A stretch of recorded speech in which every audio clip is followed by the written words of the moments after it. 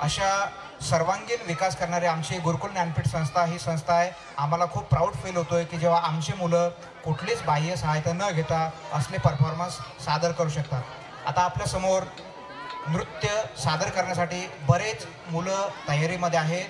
ते मुलं आपल्यासमोर एक एक करून नृत्य प्रस्तुत करतील. तर आम्हाला परत एक वेळ गर्व होतो आहे की आम्ही दरवर्षी कितीही मोठा मंडप बांधला तरी आम्हाला तो छोटाच वाटायला लागतो.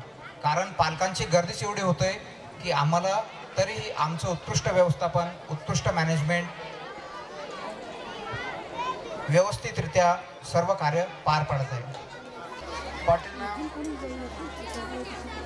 Chairman madam, chairman sir, principal sir आणि इथं उपस्थित सर्व पालक, विद्यार्थी आणि सर्व शिक्षकगण, सुरजसिंग जगतापचे वडील, ज्यावेळेस आम्ही या शाळेमध्ये सुरजसिंगची ॲडमिशन करायला आलो होतो त्यावेळेस आम्हाला खूप मोठा प्रश्न पडला होता की त्याला मराठी कशी येईल. कारण की आमचं सर्व शिक्षण तिकडे CBSE पॅटर्नमध्ये झालं होतं, केंद्रीय विद्यालयामध्ये झालं होतं आणि तो मराठीपासून बिलकुल वंचित होता.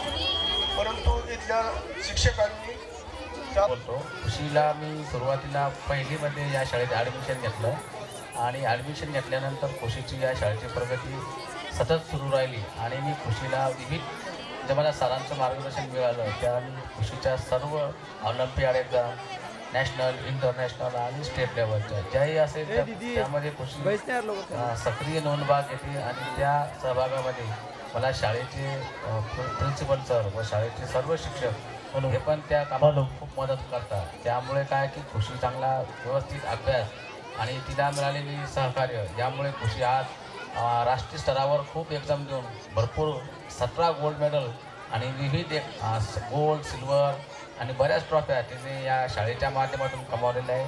मी खरंच शाळेचे आभार मानतो आणि खुशीचा व शाळेचा असाच प्रगती होत राहो अशी सदिच्छा देतो. नमस्कार. जेव्हा आम्ही या शाळेत नाव टाकलं तेव्हा आम्ही फक्त सावळे सरांकडे पाहून टाकलं. ही गोष्ट खरी आहे कारण फाउंडेशनच्या बाबतीत एकदा ज्यांच्याकडे चर्चा झाली त्यांनी सगळी माहिती दाखवली तर सामाजिक क्षेत्रात त्यांचं काम आम्ही पाहिलेलं आहे. विश्वासाला ते किती पात्र होतात हे पूर्ण बुलढाणा शहरालाच माहीत आहे, हे सत्यता आहे. आता जसं कलेक्टर मॅडमने सांगितलेलं आहे की भविष्यात मुलांचं शिक्षण होते, सगळं होते, परंतु संस्कार होत नाही. आता मुलं जे वाममार्गी लागतात चुकीच्या ठिकाणी, मॅम मी तुम्हाला सांगू इच्छितो की सरांचं विशेष लक्ष या सगळ्या गोष्टींवर सगळ्यात जास्त आहे. या शाळेचा एकही विद्यार्थी कुठेही चुकीच्या मार्गदर्शनात म्हणजे चुकीचं काम करताना तुम्हाला दिसणार नाही. आम्ही सरांना कित्येक वर्षापासून ओळखतो. इथे ढवळे सरांनी तर विशेष लक्ष दिलेलंच आहे. मी आपल्याला स्टेजवरही सांगितलेलं आहे की सामाजिक क्षेत्रात काम करताना त्यांनी आपल्या मुलांवरही किती चांगले संस्कार घडवले. त्यांनी तर लक्ष दिलंच आमच्या मुलांकडे. ढवळे सरांनी तर विशेष सगळेच पॅरेंट्स म्हणते दिलं, परंतु त्यांची मुलगी रिन्यूताई ही सुद्धा माझ्या मुलाचा 15 दिवसातून फीडबॅक घेत होती. याचाच अर्थ संस्कार ह्या परिवारात आहे आणि ते संस्कार पुढे चालत आहे. त्यामुळे ह्या संस्थेकडून पुन्हा पूर्ण मुलांना असेच संस्कार भेटत राहील मी ही अपेक्षा करतो. त्यासोबत एक गोष्ट पुन्हा सांगू इच्छितो की आमच्या घरातले जवळपास 10-15 विद्यार्थी या शाळेत आहे. त्यातले 2-4 अतिबंड आहेत की विश्वास नव्हता की हे लवकर सुधारतील, परंतु ही सत्यता आहे की आता दिवेश सगळ्यात जास्त त्रास देणारा विद्यार्थी आज सरांच्या संस्कारामुळे इतका सुसंस्कृत झालेला आहे की घरात येणाऱ्या प्रत्येक पाहुण्यांचा सत्कार पहिले तो करतो. त्याच्यामुळे आम्हाला एक गर्व आहे की सरांसोबत आमचे फॅमिली रिलेशन आहेत, परंतु आमच्या मुलाला आम्ही ज्या काही गोष्टी देऊ शकलो नाही त्या सरांनी केल्या.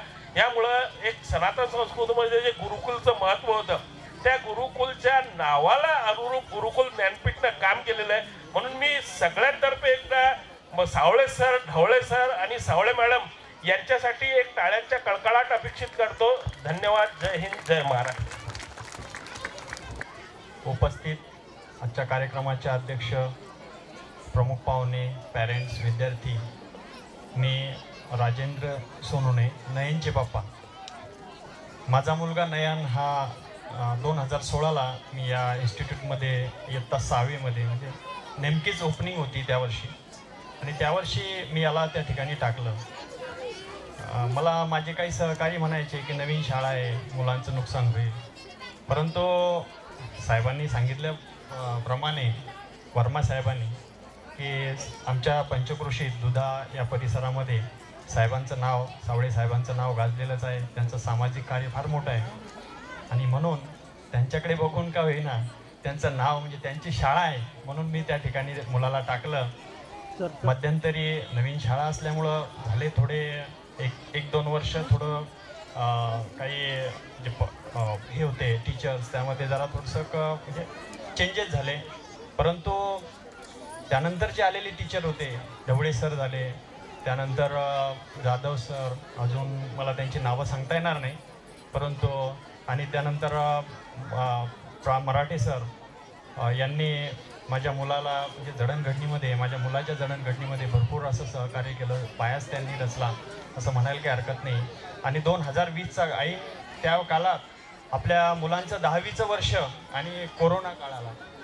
तर या कोरोना काळामध्ये त्या मुलांचं फार नुकसान झालं असतं, परंतु या सर्व मंडळींनी, या सर्व सरांनी या मुलांचे त्या कोरोना काळामध्ये सुद्धा चोरून का होईना त्यांनी क्लास घेतले, ऑफलाईन ऑनलाईन क्लास घेतले आणि त्या मुलांचं थोडंही नुकसान होऊ दिलं नाही.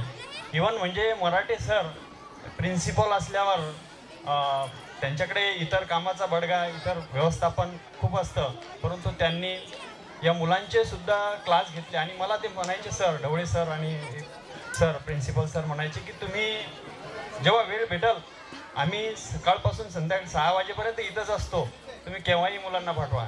तर वैयक्तिकरित्या पर्सनली सुद्धा त्यांनी माझ्या मुलाला शिकवलं.